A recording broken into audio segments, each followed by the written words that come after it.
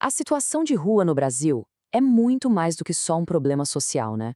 Na verdade, ela é a cara mais explícita da nossa desigualdade. É um desafio que nos obriga a enxergar o que tem por trás das aparências. E é exatamente isso que a gente vai fazer aqui: mergulhar fundo nas raízes de um preconceito que não só marginaliza, mas que muitas vezes desumaniza. Mas afinal, de quem a gente está falando? Porque para a gente conseguir entender o problema de verdade, o primeiro passo é quebrar aquelas imagens prontas que logo vêm à nossa cabeça. Os termos que a gente acabou de ver riscados, o material que baseia essa nossa conversa, faz questão de rejeitá-los. E o motivo é bem direto, sabe? São palavras carregadas de preconceito, de estigma e, o pior de tudo, elas apagam completamente quem é a pessoa por trás daquele rótulo. Porque no fim das contas, antes de qualquer classificação, a gente está falando de pessoas, indivíduos com direitos, com desejos, com histórias e com sonhos. É essa virada de chave, essa mudança de olhar que vai guiar toda a nossa conversa a partir de agora. Então, vamos lá. Nessa primeira parte, a gente vai mergulhar fundo nisso. Na ideia de que estar na rua é uma circunstância, sabe? Uma fase, e não algo que define a pessoa para sempre. E essa citação aqui, ela resume a ideia principal de tudo. Ela diz basicamente o seguinte: a vida nas ruas não é uma questão de escolha pessoal. Não mesmo. É um reflexo direto de um sistema que está falhando. Um sistema com mais pobreza, com condições de vida cada vez piores e uma concentração de renda absurda. Ou seja, o problema é estrutural. Ok, mas de onde vem tanto preconceito? Agora a gente vai investigar isso. Vamos conhecer alguns conceitos que dão nome às forças históricas e sociais que lá de trás continuam influenciando o jeito que a gente pensa e age hoje. E o primeiro conceito é esse aqui, que é chave: aporofobia. Presta atenção nesse nome. Não é medo do desconhecido, não. É uma aversão, uma repulsa especificamente aos pobres. Sabe por quê? Porque numa lógica de mercado, a pessoa pobre é vista como alguém que não tem nada para oferecer em troca. É o preconceito contra a pobreza em si. Aí entram outros dois conceitos: higienismo e eugenia. Podem até soar como coisa de livro de história, né? Mas a lógica por trás dele está mais viva do que a gente imagina. A ideia de limpar as cidades, de tirar o que é indesejável, e a crença de que existem pessoas superiores a outras, tudo isso continua sim influenciando políticas e o nosso dia a dia. E claro, no Brasil, nada disso acontece por acaso.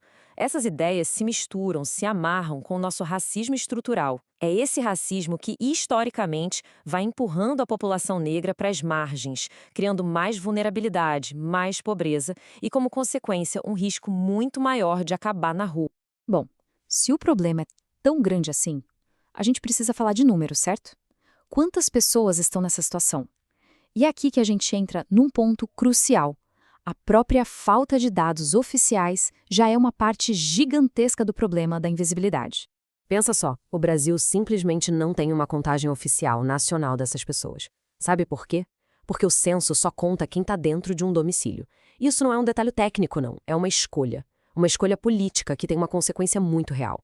Torna essas pessoas invisíveis para o Estado e, claro, dificulta demais a criação de qualquer política pública que funcione. Mas mesmo sem esse censo oficial, a gente tem algumas estimativas. E o que elas mostram é assustador. Olha só essa linha do tempo. Em 2008, a estimativa era de umas 50 mil pessoas. Em 2023, os dados do Cadastro Único já pulam para mais de 221 mil. E projeções mais recentes, de estudos universitários, falam em mais de 345 mil pessoas. O crescimento é absurdo e muito rápido.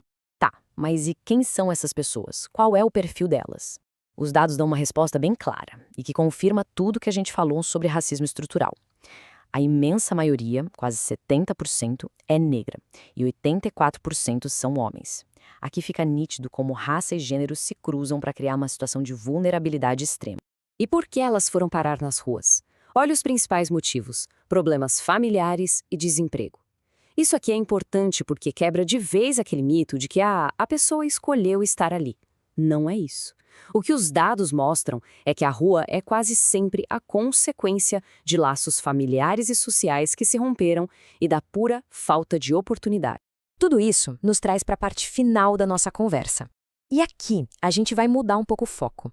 Vamos parar de ver isso só como um problema social e chamar pelo nome certo: uma violação de direitos humanos. É isso. Estar em situação de rua é uma violação gravíssima dos direitos humanos. E essa afirmação muda tudo.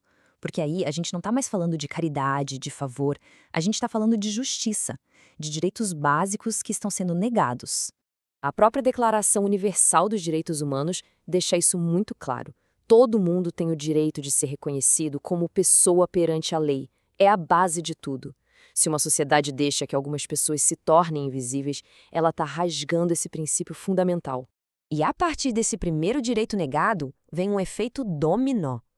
O direito à vida, à liberdade, à igualdade, à saúde, educação, trabalho, moradia, todos eles são violados. Viver na rua é ter essa lista inteira de direitos negada, todos os dias. E a gente termina, então, com uma provocação para a gente pensar.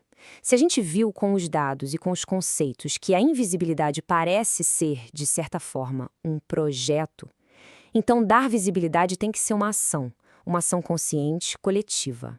A pergunta que fica no ar é: de quem é a responsabilidade de fazer essas pessoas serem vistas de novo?